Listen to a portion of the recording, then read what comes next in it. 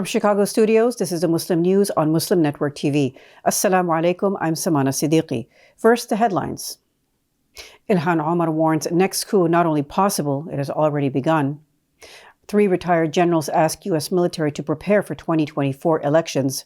Movie about Muslim genocide shown in Serbia for first time. Hunger-striking Tunisian politician fighting for life. Justice for All joins world parliamentarians calling to end nuclear arms race. Our top story tonight. U.S. Representative Ilhan Omar on Thursday gave a dire warning to lawmakers and the nation. The next right-wing coup is not only possible, it has already begun. The Minnesota Democrats' comments came on the anniversary of the January 6 assault on the U.S. Capitol. Omar said the coup attempt was a warning for what's to come if we don't act. She cited state-level GOP lawmakers moving to suppress the vote nationwide and Republicans complicit during the insurrection still in positions of power in Congress as troubling. Former President Donald Trump's allies are seeking to erect barriers to voting, largely affecting low-income people, people of color, and seniors, she said. In a Washington Post opinion piece, retired generals Paul Eaton, Antonio Taguba, and Stephen Anderson said the U.S. military must prepare now for a 2024 insurrection. On the anniversary of the January 6 Capitol attack, the generals said they are chilled to our bones at the thought of a coup succeeding next time. They warned about the signs of potential turmoil in the armed forces. A disturbing number of veterans and active duty members of the military took part in the January 6 attack, they said. Meanwhile, a group of 124 retired military officials called Flag Officers for America released a letter echoing Donald Trump's attacks on the legitimacy of the elections. Many businesses have resumed corporate donations to lawmakers who voted against certifying the 2020 election, according to a new report. Citizens for Responsibility and Ethics in Washington says corporate political action committees have given $16.1 million to 147 lawmakers. Donors include many corporations that are household names, including Boeing, Pfizer, General Motors, Ford Motor Company, AT&T, UPS, and American Bankers Association. Koch Industries leads the pack, giving $430,000. Former White House Press Secretary Stephanie Grisham said Thursday more than a dozen former Trump administration officials plan to meet next week to try and stop Donald Trump. The former president continues to manipulate people and divide our country, she said. Grisham told CNN the group of former Trump staffers is going to talk about the extremism and divisive violent rhetoric. She gave an interview to CNN's John Berman and Brianna Keeler on New Day. A Vermont credit union is developing the state's first lending program that complies with Islamic law. Opportunities Credit Union aims to help more Muslim households buy homes. Senior lending manager Timothy Carpenter said the union is looking to create a model where it shares home ownership with customers. Islamic law, or Sharia, prohibits the collection and payment of interest by lenders and investors. That means many existing loans, including mortgages, are not Sharia compliant. Contractual relationships favoring the lender are prohibited or considered haram. Financing models compliant with Islamic law include a bank buying property for a customer and leasing it back. A bank and customer also can jointly purchase property and agree to share in the profits and losses. Kazakhstan's President Kassym-Jomart Tokayev dismissed calls for talks with protesters as nonsense. He vowed to destroy armed bandits and authorized his forces to shoot to kill without warning. Meanwhile, an exiled Kazakhstan dissident leader said the regime is nearing its end. Mukhtar Ablyazov, former energy minister, described a Russian-led military intervention as an occupation, urging Kazakhs to stand up to foreign forces. Ablyazov, who leads the Democratic Choice of Kazakhstan party, is wanted in his home country on a range of charges. Kazakhstan's ruling regime, that has been in power since the fall of the former Soviet Union, might be nearing its end in a popular revolution. People have, for the first time, unified to express their anger, a France-based opposition leader said Thursday. A movie about the Srebrenica massacre in Bosnia was shown publicly for the first time in Serbia on Tuesday. More than 1,000 people watched Quo Vadis Ida over 2 showings in Novi Pazar, a largely Muslim town. The movie is about Bosnian Serb fighters killing 8,000 Muslims in Srebrenica in 1995. Hussein Memic, director of a cultural center which showed the movie, said the tickets sold out in an hour and a half. He added the center is appealing for the film to be screened across Serbia. Quo Vadis Ida was named Best Film in the 2021 European Film Awards and nominated for Best Foreign Film at the 2021 Oscars. The World Health Organization has warned against describing the Omicron variant as mild, saying it is killing people worldwide. Recent studies suggest Omicron is less likely to make people seriously ill than previous COVID variants, but the record number of people catching it is straining health systems, said WHO Chief Dr. Tedros Ghebreyesus. On Monday, the U.S. recorded more than 1 million COVID cases in 24 hours. The WHO said the number of global cases has increased by 71% in the last week and by 100% in the Americas. Among severe cases worldwide, 90% were unvaccinated, WHO reports. In international news today, former Tunisian Justice Minister Noureddin al-Bahiri, who has been refusing food or medication since his arrest last week, is fighting for his life, supporters said Wednesday. Al-Bahiri was arrested by plainclothes officers Friday and later accused of possible terrorism offenses. He suffers from several pre-existing health conditions. The Ennahda party, of which he is deputy chairman, played a central role in Tunisian politics until a power grab by President Kais Saied last year. Now the wife of a senior Tunisian politician started a hunger strike protesting his continued detention. Saied on July 25th sacked the Ennahda-supported government and suspended parliament. Tunisia was the only democracy to emerge from the Arab Spring revolts a decade ago. A special segment on Tunisia is coming up later tonight in our show, so keep watching Muslim News. More than 600 leading parliamentarians, religious and former military leaders, academics, and scientists signed an open letter to nuclear powers calling for an end to the arms race. They urged nuclear powers to stop the production of new weapons, adopt no first-use policies, and commit to a time frame for the global elimination of weapons. They also recommended public investments from the nuclear weapons industry to support public health, climate stabilization, and sustainable development. Signatories include retired military leaders, a number of foreign ministers, and heads of key parliamentary committees. Justice for All, a Muslim human rights organization, is among the signatories.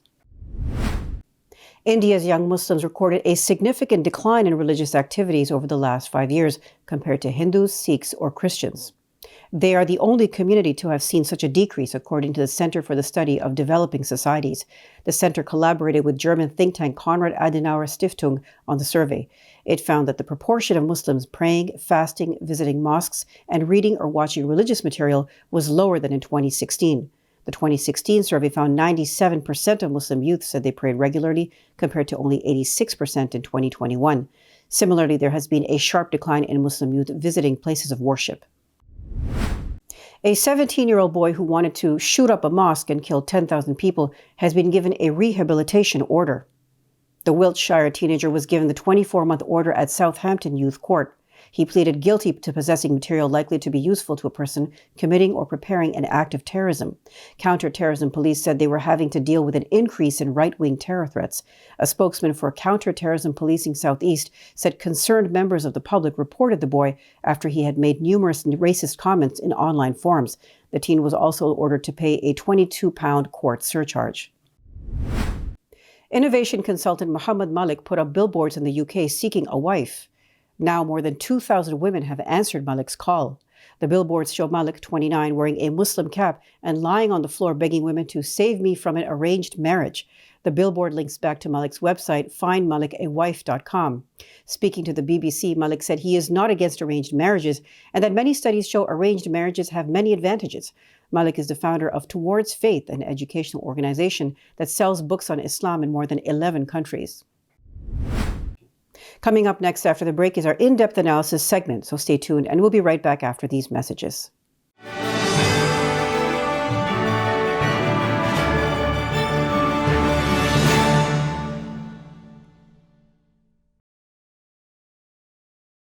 If I could be you, and you could be me for just 1 hour.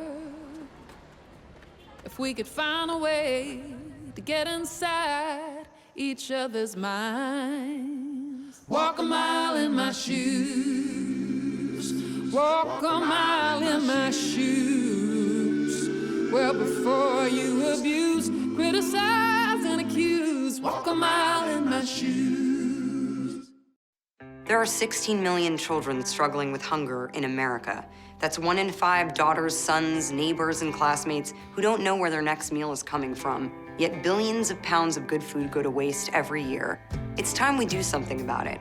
Feeding America is a nationwide network of food banks that helps provide meals to millions of kids and families in need. Visit feedingamerica.org to help them feed even more. Together, we can solve hunger. Together, we're feeding America.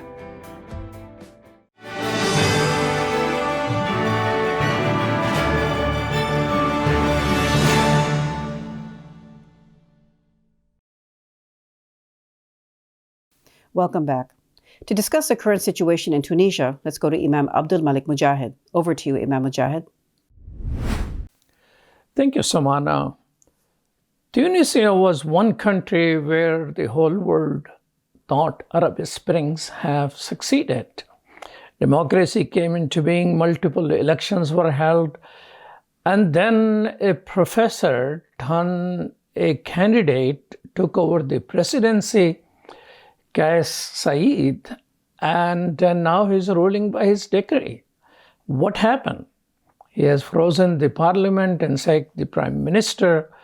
To discuss with us is a person who hails from that area, is direct and is the president of the Center for Study of Islam and Democracy, Dr. Radwan Masmoudi. Assalamu alaikum and welcome to Muslim Network TV. Alaikum salam, Imam Mujahid. How are you? Alhamdulillah. Well, give us Tunisia 101. Not many people know Tunisia, much less its politics. Well, Tunisia is, of course, a small country of only 11 million people in North Africa. It's situated between Libya and Algeria. It is where the Arab Spring started 11 years ago in December 2010. And then the dictator Ben Ali flew away basically 24 days later on January 14th. And since then, Tunisia has been building a new democracy. And as we all know, building a democracy is not easy and it takes time. But Tunisia was the only country that succeeded in the last 10 years. From the 5 Arab countries that had revolutions in 2011, Tunisia was the only one that succeeded in staying on course and in building slowly the institutions of democracy and the culture of democracy. Until, of course, July 25, when we had a coup by the elected president, President Kais Saied, who decided suddenly to close down the parliament and to suspend the constitution and to rule by decree. And that therefore he considers that his decrees are the law of the land and they are above the constitution and above the other institutions, including the legal institutions in Tunisia. So it has been almost 6 months now since this coup, and the Tunisian society, in large part in the beginning, welcomed the intervention by the president because they were not happy with the government at the time, and they thought the government was not doing a good job of delivering economic prosperity and growth. And as well as, there was a political crisis and a health crisis because of the COVID pandemic as well. So all of these came together and the Tunisian people said basically, yeah, let's have change. But now, majority of Tunisians are starting to really question whether Kais Saied has a program or has any idea on what to do to achieve economic growth or to achieve political stability. And the people are afraid that he is basically destroying the democratic institutions that the Tunisians have built in the last 10 years, if not longer, and that he is reinstating a dictatorship similar or worse than that of Ben Ali prior to the revolution. So there is a lot of resistance now, growing resistance against this coup in Tunisia among many political parties, and there's been a lot of demonstrations, but so far they have been very peaceful, and we thank God for that. There hasn't been any violence in the streets, nobody has been shot, nobody has been killed.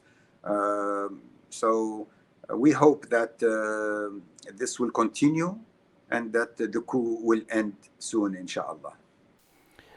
Well, But while there is no violence on the street, we heard that the opposition leaders are being kidnapped and tortured by mysterious elements. So, is the state nonviolent in its actions? Well, it has been mostly nonviolent and mostly peaceful. There hasn't been, even when there were protests and massive demonstrations up to 10,000, 20,000, 30,000 people, there hasn't been any real confrontation with the police. So the protests have been peaceful.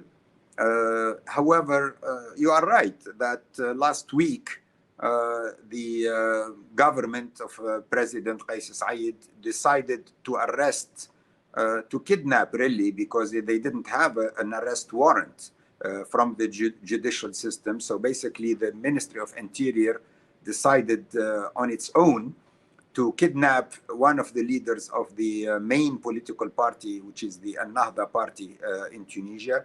It is a conservative Islamic Democratic Party, the main party in Tunisia right now. They kidnapped the vice president of that party, and he was hidden for 5 days. Nobody knew where he was. They took him to an undisclosed location, and he was basically incommunicado for 5 days. Now he's in a hospital because he has started a hunger strike, and he's refusing to take medication. Because he apparently also was mistreated. I think what is happening now is the regime or the government of Qais Said is trying to use some violence to intimidate the opposition and to scare people, because, as I said, there is growing opposition and people are planning for a massive protest next week on January 14th, which will be the 11th anniversary of the victory of the revolution in Tunisia. So it is possible that there will be growing confrontation and growing violence to remove this coup and to end this coup. But I think everybody is trying to do it through peaceful means, so that the country remains peaceful and without any violence.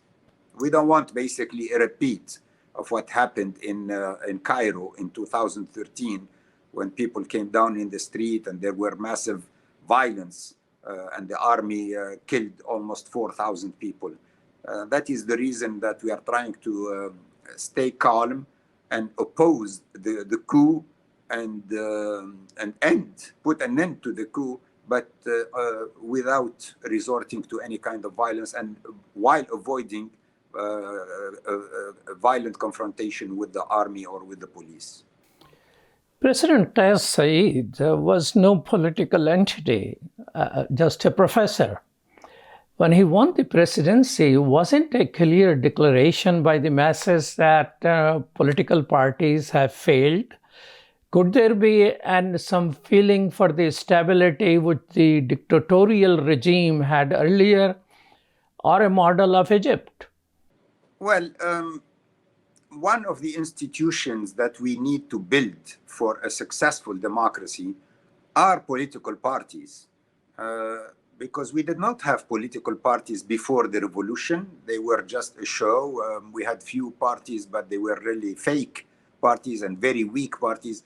So because we were in a dictatorship for 50 or 60 years, we do not have the tradition or the culture of political parties and strong political parties that have a clear vision, that have clear programs, and that are able to govern and to solve the problems of the people and able to communicate with the people and to lead the country. We don't have such thing in Tunisia, unfortunately. All the political parties are weak, and they don't have a strong structure. Even the law on political party in Tunisia is very constrictive. It constrains the political parties, does not allow them to grow.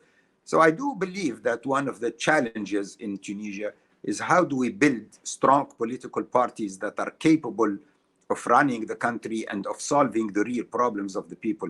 So yes, the people in Tunisia were fed up with and they felt that the democratic institutions, including political parties, but also the parliament and the government, were not really delivering, were not really working to solve the problem of the people, of the citizens, especially with the COVID. We should remember that the last 2 years, the economy was devastated by the pandemic.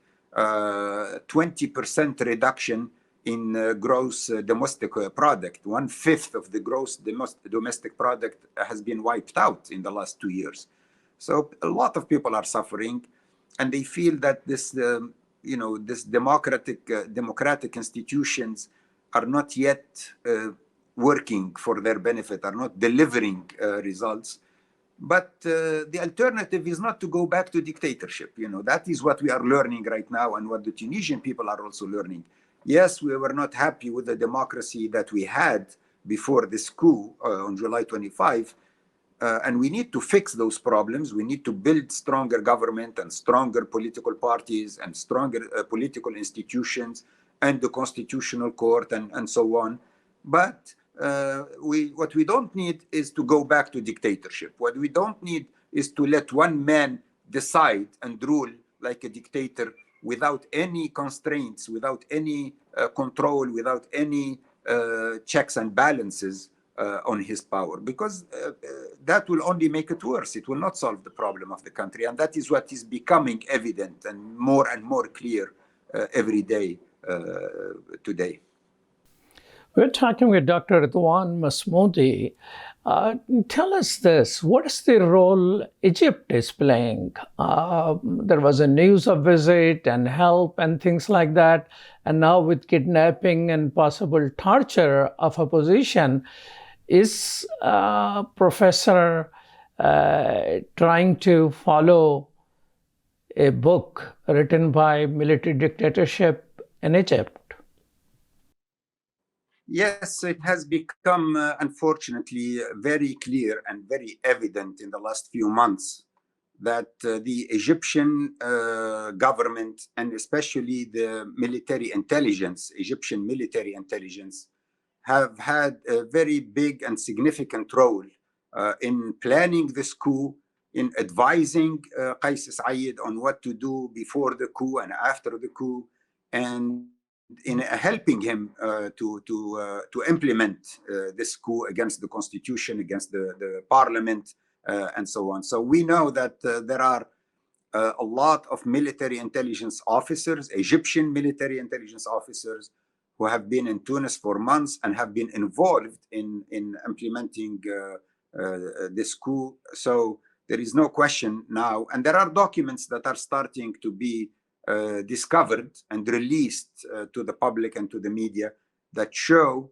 the extent of the Egyptian military involvement in planning and carrying out this coup in Tunisia. So there is, unfortunately, also the Emiratis, the UAE has been involved in supporting this coup and planning and carrying out this coup.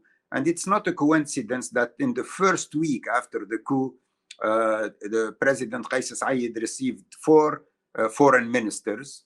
The first one was from Egypt, then from the UAE, then from Saudi Arabia, and the fourth one was from Bahrain. Within 1 week, 4 foreign ministers came running to Tunis after the coup to pledge their support to the coup and to Tunisia under Qais Said, but they were very happy that the coup happened and that the democracy in Tunisia is in trouble, and they think has ended because they were afraid of democracy succeeding in Tunisia and then spreading from Tunisia to elsewhere in the Arab world.